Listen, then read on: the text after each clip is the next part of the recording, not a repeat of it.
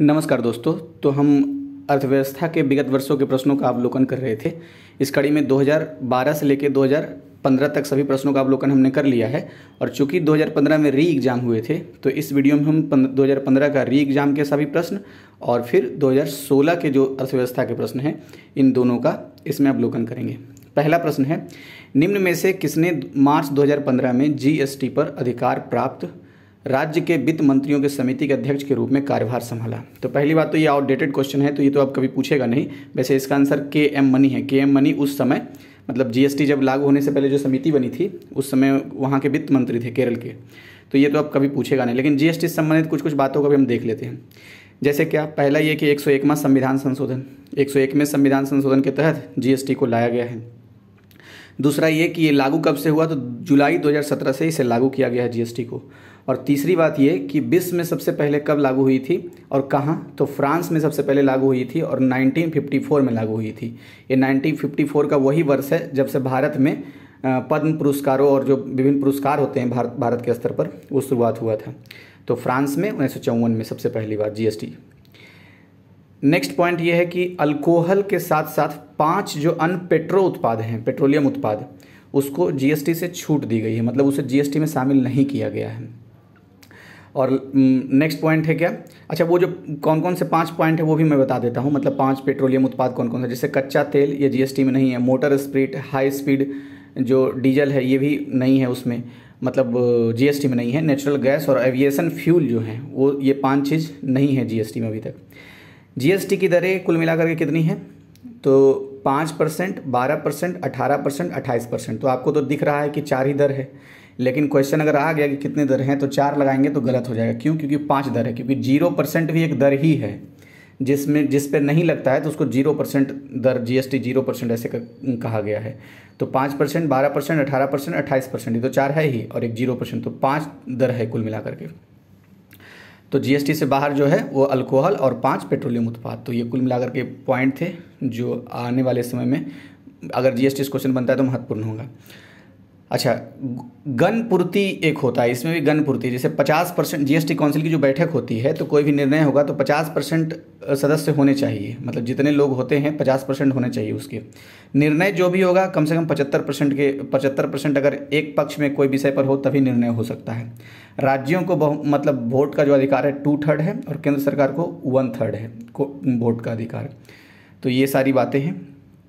अब नेक्स्ट देखते हैं, कुल मिला के 17 अप्रत्यक्ष कर भी है इसमें। 17 अप्रत्यक्ष कर का मतलब 8 सेंट्रल कर जीएसटी में शामिल किए गए हैं और 9 स्टेट वाले कर जीएसटी में शामिल किए गए हैं। बहुत सारे पॉइंट हो गए, एक बार जल्दी फिर से देख लेते हैं, नहीं तो कन्फ्यूजन का डर रहेगा। देखिए, पहला मैंने बोला था कि 101वां संविधान संशोधन के तहत जीएसटी को लागू किया गया। दूसरा ये बोला कि जुलाई 2017 से इसे लागू किया गया है। तीसरा ये बोला कि विश्व में सबसे पहले फ्रांस में 1954 में लागू हुआ था। चौथा ये बोला कि जीएसटी से बाहर कुछ चीज़ें हैं, जिसमें एक अल्कोहल है और 5 पेट्रोलियम उत्पाद है। वो 5 पेट्रोलियम उत्पाद कौन कौन से हैं? कच्चा तेल, motor spirit, high speed diesel, natural gas और एविएशन फ्यूल। ठीक है, दरें कुल मिला के 5 है, एक 0%, फिर 5%, 12%, 18% और 28%। इवन दो 28% जिस पे लगता है, जो विलासिता की वस्तुएं होती है, उस पर सेस भी लगाया जाता है। अच्छा, नेक्स्ट मैंने छठा पॉइंट ये बोला था कि कोई भी मतलब बैठक के लिए गणपूर्ति 50% होता है और निर्णय कोई भी होता है 75%, जब बहुमत किसी के साथ मतलब 75% मत रहेगा तभी वो निर्णय लिया जाएगा जीएसटी काउंसिल में। ठीक है, अच्छा 279A के तहत जीएसटी काउंसिल की एस्टेब्लिशमेंट है, ये भी बात याद रखिएगा। 17 अप्रत्यक्ष करों को इसमें शामिल किया गया है, 8 जिसमें सेंट्रल गवर्नमेंट के कर हैं और 9 स्टेट गवर्नमेंट के कर हैं। ठीक है, वोट की अगर बात करें तो राज्यों को 2/3 वोट है और केंद्र सरकार को 1/3 वोट है। तो बस इतना ही पॉइंट था। नेक्स्ट देखते हैं, निम्न में से कौन अब भारत में तेल की कीमतों का निर्धारण करता है? तो तेल कंपनियां तेल की कीमतों का निर्धारण करती है। अब नेक्स्ट देखते हैं, अणुशक्ति विद्युत निगम लिमिटेड एक संयुक्त उपक्रम है भारतीय परमाणु ऊर्जा निगम और एनटीपीसी का। तो अणुशक्ति विद्युत निगम लिमिटेड एक संयुक्त उपक्रम है, संयुक्त मतलब ज्वाइंट, एक तरीके से ज्वाइंट कंपनी है। तो इसमें से एक पार्टनर परमाणु ऊर्जा निगम, दूसरा है एनटीपीसी। नेक्स्ट देखते हैं, निम्न में से कौन फसलों के न्यूनतम समर्थन मूल्य निर्धारण संबंधी संस्तुति करता है? तो आपको पता ही होगा, सीएसईपी यानी कृषि लागत एवं कीमत आयोग न्यूनतम एमएसपी तय करता है। ठीक है, अब थोड़ा सा देख लेते हैं इससे संबंधित पॉइंट। जैसे कृषि लागत एवं कीमत आयोग 1965 में इस्टेब्लिश हुआ है, लेकिन उस समय इसका नाम कृषि कीमत आयोग था। 1985 में इसी कृषि कीमत आयोग को, जो 1965 में इस्टेब्लिशमेंट हुआ था, इसका नाम बदल दिया गया और क्या रखा गया, कृषि लागत एवं कीमत आयोग। ठीक है, कुल मिला के अभी ये 22 और प्लस 1 कुल मिला के 23 फसलों पर एमएसपी सरकार देती है, जिसमें से 22 जो हैं वो खाद्यान्न फसल और एक जो है गन्ना। अब देखिए कुछ बातें और है, जैसे कि इस 22 फसलों को अगर और हम वर्गीकरण करें तो खाद्यान्न की कुल मिलाकर के 7 फसलें हैं और तिलहन की 7 फसलें हैं, दलहनी कुल मिलाकर के 5 फसलें हैं और अन्न 3 फसलें हैं। तो 7 7 14 और 5 19 और 3 22 हो गया। ठीक है, तो ये वर्गीकरण था इसका, एक गन्ना था। नेक्स्ट क्या है, निम्न में से किसके लिए, अच्छा एक चीज़ मैं आपसे क्वेश्चन पूछ लेता हूँ, जो गन्ने पे एमएसपी मिलता है तो वो मतलब गन्ने पे कौन सीएससीपी ही करता है या फिर कोई और उसमें संलग्न होता है, तो इसके बारे में बताइएगा कमेंट बॉक्स में। चलिए मैं और थोड़ा आसान कर देता हूँ क्वेश्चन, क्या प्रधानमंत्री का हस्ताक्षर उसमें शामिल होते हैं, प्रधानमंत्री के निर्णय शामिल होते हैं गन्ना वाले मूल्य में, हाँ या ना में आप आंसर दे सकते हैं। 114 निम्न में से किसके लिए उद्यमी हेल्पलाइन स्थापित की गई है, तो सूक्ष्म लघु और मध्यम उपक्रमों के लिए उद्यमी हेल्पलाइन स्थापित की गई है, उस समय के हिसाब से है ये, जिसको एमएसएमई भी बोलते हैं। निम्नलिखित वक्तव्यों पर विचार कीजिए और नीचे दिए गए कूट से सही उत्तर चुनिए। पहला वक्तव्य क्या है, आर्थिक विकास के लिए एक बहुआयामी उपागम आवश्यकता होती है, तो ये बिल्कुल सही है। नेक्स्ट क्या है, वर्तमान भारत सरकार मुख्यतः सूक्ष्म आर्थिक विषयों पर ध्यान केंद्रित कर रही है, तो पहला सही है, दूसरा गलत है, क्योंकि आर्थिक विकास करना है तो सिर्फ सूक्ष्म आर्थिक विकास कैसे, सबको करना पड़ेगा, सब चीज़ों को एक तरीके से इंक्लूसिव ध्यान देना पड़ेगा, तो इस तरह से ये दूसरा लाइन गलत हो गया था। नेक्स्ट देखते हैं, देखिए मैं इसका व्याख्या पढ़ देता हूँ, उसमें कुछ महत्वपूर्ण चीज़ें हैं। बृहद आर्थिक विषयों में चालू खाता घाटा, राजकोषीय घाटा, मुद्रास्फीति, राष्ट्रीय आय और बेरोजगारी दर, भुगतान संतुलन, निवेश में वृद्धि आदि आते हैं। सूक्ष्म आर्थिक विषयों के अंतर्गत क्या आते हैं, व्यक्तिगत फर्म एवं उद्योग, व्यक्तिगत घर आदि के साथ उत्पादन, उपभोग, वितरण एवं मूल्य निर्धारण आदि का अध्ययन किया जाता है, तो इस लेकर के वो पहला लाइन सही था, दूसरा लाइन गलत। खैर इधर देखते हैं, बीएसई ग्रीनएक्स में कितनी कंपनियां सम्मिलित है, तो बीएसई ग्रीनएक्स में 25 कंपनियां सम्मिलित है, ये मैंने नेट पर से चेक किया है, वैसे इसमें आंसर नहीं दिया हुआ है। तो बीएसई ग्रीनएक्स देश का पहला पर्यावरण अनुकूलन इक्विटी सूचकांक है, जिसकी शुरुआत बॉम्बे स्टॉक एक्सचेंज द्वारा की गई। अच्छा, बॉम्बे स्टॉक एक्सचेंज से मुझे याद आया, इसमें कहीं लिखा नहीं हूँ मैं, ये एशिया का सबसे पुराना स्टॉक एक्सचेंज है। और दूसरा पॉइंट क्या मैं बोल रहा हूँ, 1875 में इसकी स्थापना हुई थी, उसी साल में जिस साल दयानंद सरस्वती की अध्यक्षता में आर्य समाज की स्थापना हुई है भारत में। तो बीएसई के बारे में पहला फैक्ट, ये एशिया का सबसे पुराना स्टॉक एक्सचेंज है, दूसरा ये 1875 में इसका एस्टेब्लिशमेंट हुआ है।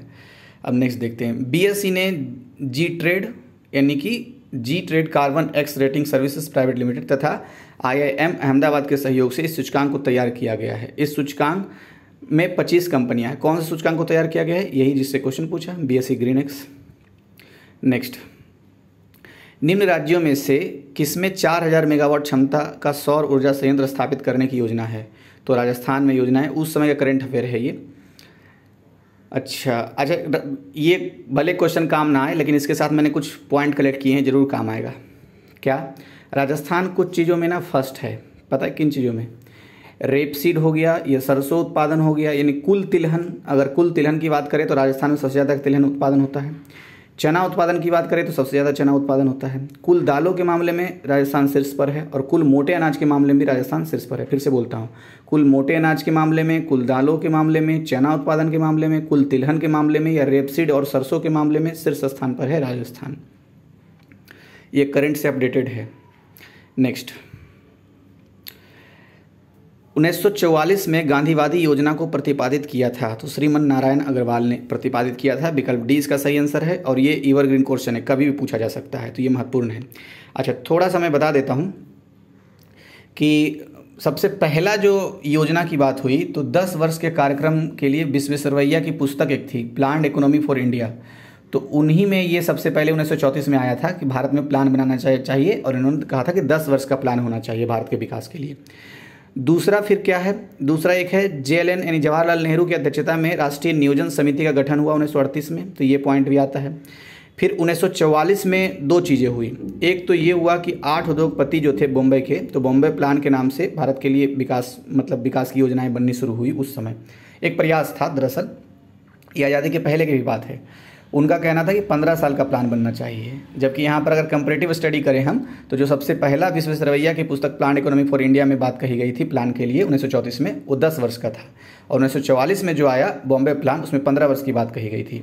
अच्छा, ये क्वेश्चन में पूछ सकता है कि बॉम्बे प्लान किसके नेतृत्व में, हालांकि 8 उद्योगपति थे, लेकिन किसके नेतृत्व में ये बना था? तो सर आरदेशिर दलाल, फिर से बोलता हूँ, सर आरदेशिर दलाल के नेतृत्व में।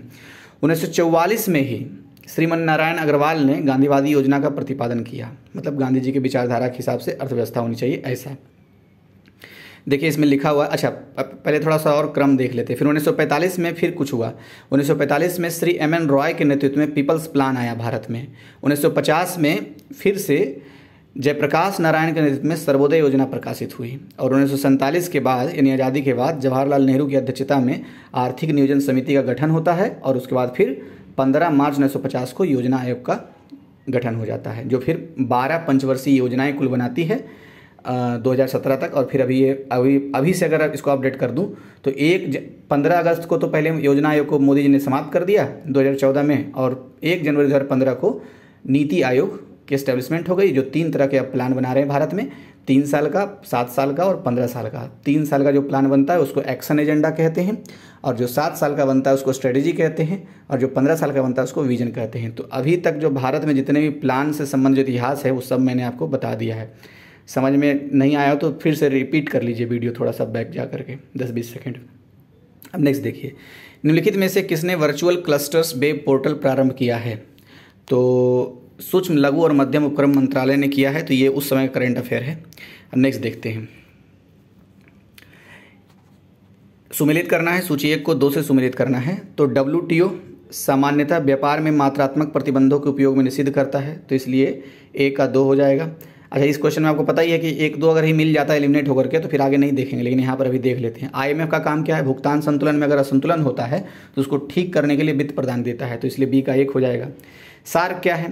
दक्षिण एशियाई देशों के बीच सहयोग को बढ़ावा देने के लिए सार्क का एस्टेब्लिशमेंट हुआ था। सार्क का हेडक्वार्टर कहाँ है आप बताइए कमेंट बॉक्स में। IDA क्या है? नम्य ऋणों की स्वीकृति को मतलब नम्य ऋण जो होते हैं उसको IDA स्वीकृत करता है।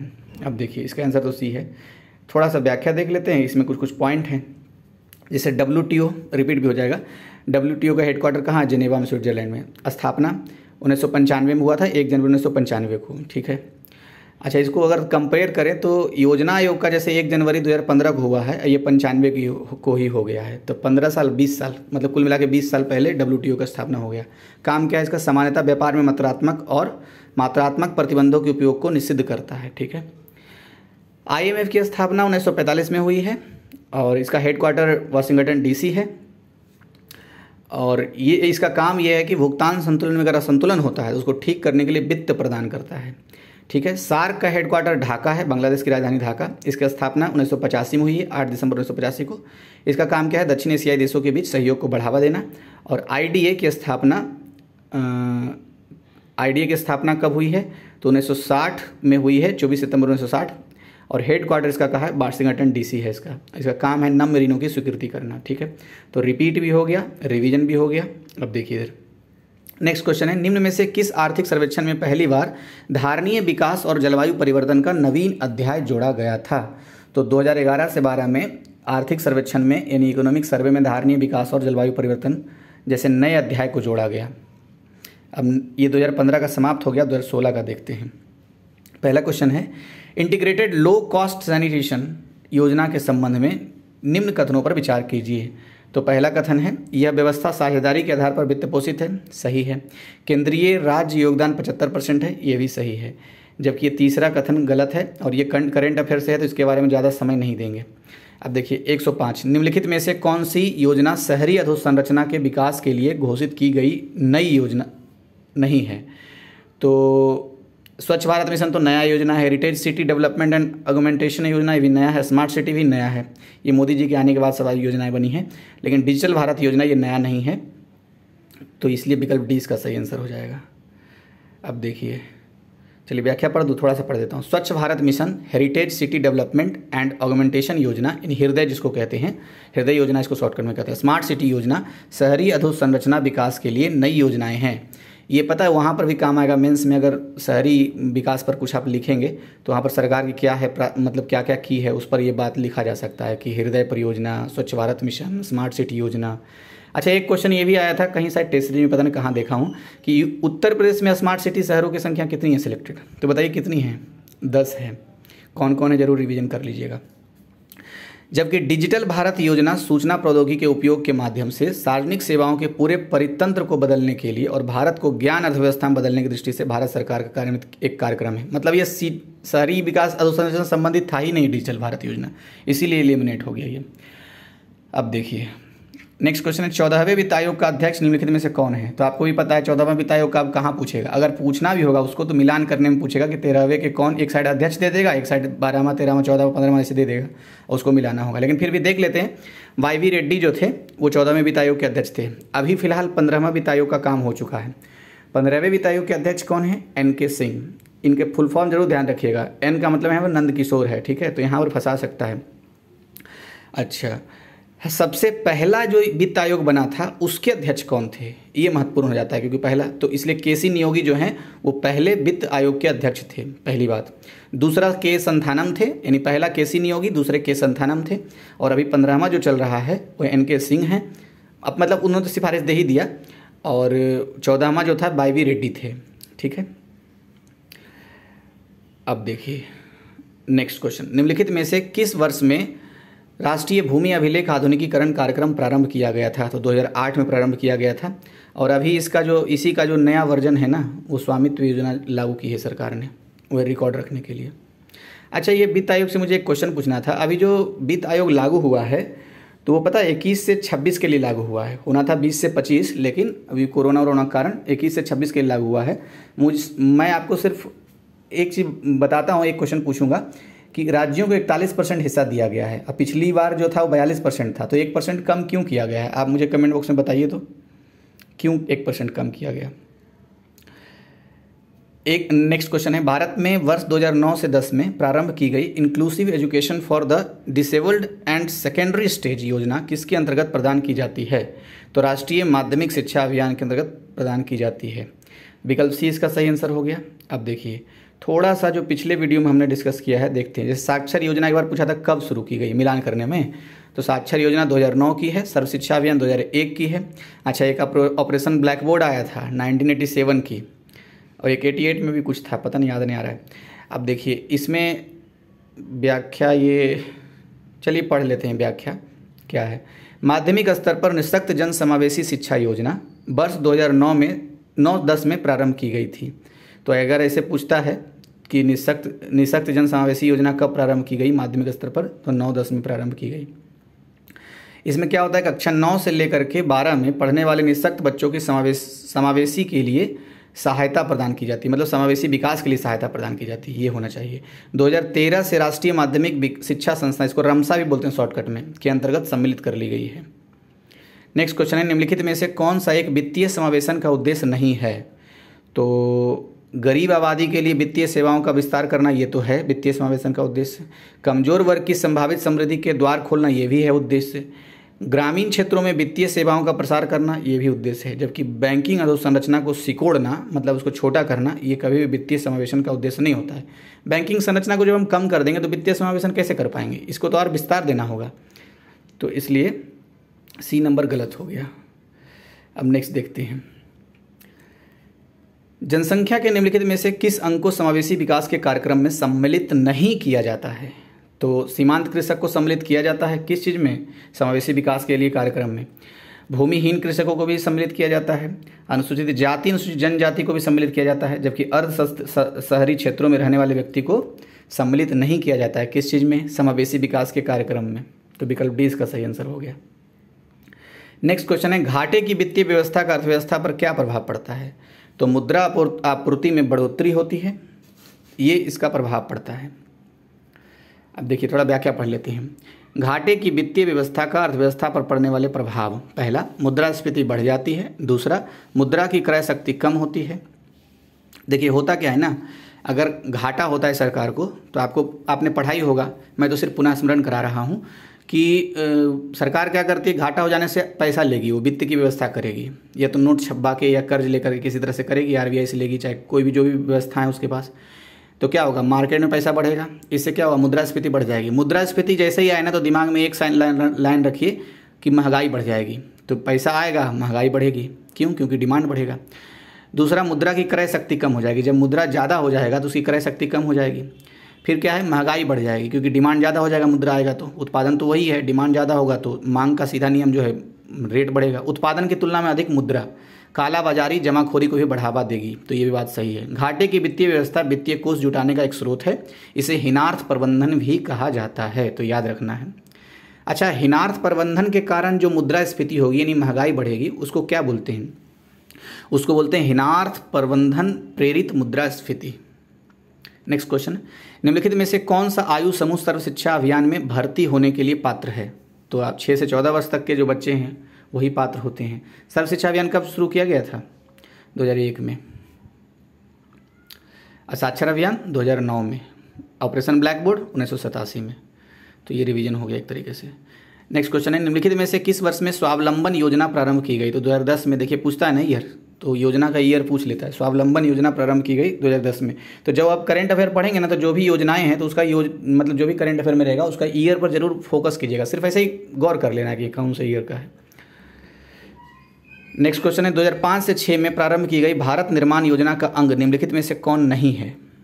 तो जो भारत निर्माण योजना था वो अवसंरचना आधारित था। इसी को RIDF भी बोलते हैं, मतलब रूरल इंफ्रास्ट्रक्चर डेवलपमेंट फंड।